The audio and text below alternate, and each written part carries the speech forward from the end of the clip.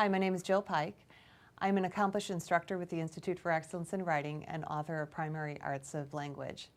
I would like to spend this next little time with you showing you how the Primary Arts of Language writing portion works. It is intended that you use this portion along with the reading section, but if your student is already reading, you can just go ahead and jump right into the writing. Since writing does follow a long pathway beginning with learning to print all the way through doing composition, I sought to start right at the beginning and then set the lessons up in such a way that you can jump in wherever your student happens to be. The writing lessons are split up into 3 parts. The first part is focused on printing, on teaching how to form each letter in beginning handwriting, and also learning how to write on lines and spaces. The second part is copy work, where the students spend time copying words and then sentences to develop the fluency necessary to just print freely without even thinking. And then the last section is the composition, where they take their printing skills and now can do their own compositions, learning to write stories, paragraphs, and also doing creative writing. And all these sections are pulled together through stories, using stories, both reading to your children and having them speak back to you what you have read to tie everything together. So let's go ahead and flip to the first lesson on page 11, and you will see that each lesson starts with a class journal. And for that, you simply need your spiral notebook. You can also use a bound notebook if you want to use something a little more formal. In a classroom setting, they may use chart paper. This journal is something that you want to be writing in every day. Part of the purpose is to show your students daily how what we say transfers into writing. It can also be used as a reading exercise. It can be a calendar exercise as you write the date each day, and can just end up being a very fun home journal as you write down a few sentences every day about what your family has done. After the class journal, if you're starting with the printing lessons, you're going to do your printing lesson first. These assume that your student doesn't know any of their letters yet, and if they know some of them, this is a good review to make sure that they are forming their letters correctly and that they know the sounds that each letter makes. When we're teaching the letters, we're going to start with all lowercase letters, and we're not going to worry about saying their letter names, but rather we're going to refer to them by their phoneme, by the sound that the letter makes.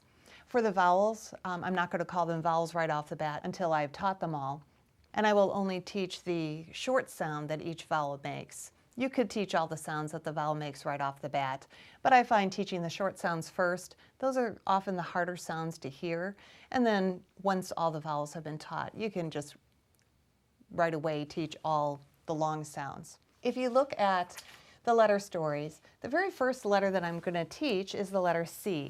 And the reason I teach the C is it is a fairly difficult starter, and if your student can get the C down, usually many of the other ones are much easier in the long run. So we'll go ahead and start that one so that they have the most practice on that one before they pick up the other letters. So the letter C, our letter story is, the C is the happy letter. And the way I teach the C is I start at the top, and I'm actually starting at the top to the right. Now, of course, a primary student struggles with right and left, so it's usually best if you orient that to the room.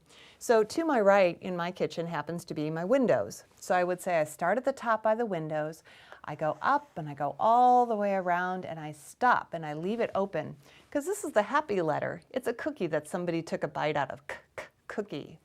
And this is the letter K. When I say the sound, I don't want to be adding a vowel sound. You just want to be saying the consonant sound, the K. Not K. And also, as I said, we're not using its name, C, we're using its sound when we first teach it. And the joy of using these letter stories is a student will remember, well, C is a happy letter. It's a cookie that somebody took a bite out of. So in the printing lessons, you're doing your class journal every day, putting a date, looking at the calendar, those kind of things, doing your printing lesson, teaching the different letters, eventually moving to teaching words, doing your oral story reading and also summarizing it, and then ending the day with a little spelling test. Let's move on to the copy work section. And in the copy work section is when you're going to go ahead and start the all about spelling. Now actually toward the end of the printing lessons you can start all about spelling if you wish, and the lessons do warn you when would be a good time. But you do want to make sure your student knows all their lowercase letters, can print all their lowercase letters before they start All About Spelling. And the All About Spelling will go ahead and mop up and make sure your student knows all their letters before it gets into the bulk of the spelling. So while we are making printing effortless, that your student can just automatically write through copy work, we're also going to be gently teaching the grammar rules that go with the language arts. Part 3 for composition, as if you look on page 93 of your teacher's notes, there are 4 units of the Excellence in Writing, Teaching Writing Structure and Style that will be presented in these lessons. The first is Units 1 and 2. Unit 1 is learning to create an outline. Unit 2 is turning that outline back into a paragraph. So those units are used for simply writing paragraphs. Unit 3 is the story sequence, to be able to write a story. And Unit 7 is creative writing, where they just have a blank piece of paper and they have to pull something out of their head to write down on the piece of paper. And as they're doing their composition, they will be adding the style. But all through the copywork sections, you've been teaching style, you've been teaching nouns and who, which clauses and verbs and that type of thing. So when you get to them in the composition, all that will be very familiar, and you can continue to model for them how they can include it in their writing. So I hope all this is very helpful to you as you teach writing to your students. I've given you just a very brief overview of what all is in these lessons. Do trust the lessons. I carefully explained to you on a day-by-day basis what you needed to learn. I gave you modeling and also incremental learning so that you can come up to speed very slowly.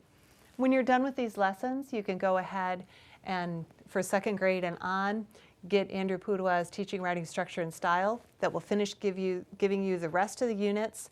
And we have many other lesson plans laid out for you that are suitable for the early elementary grades.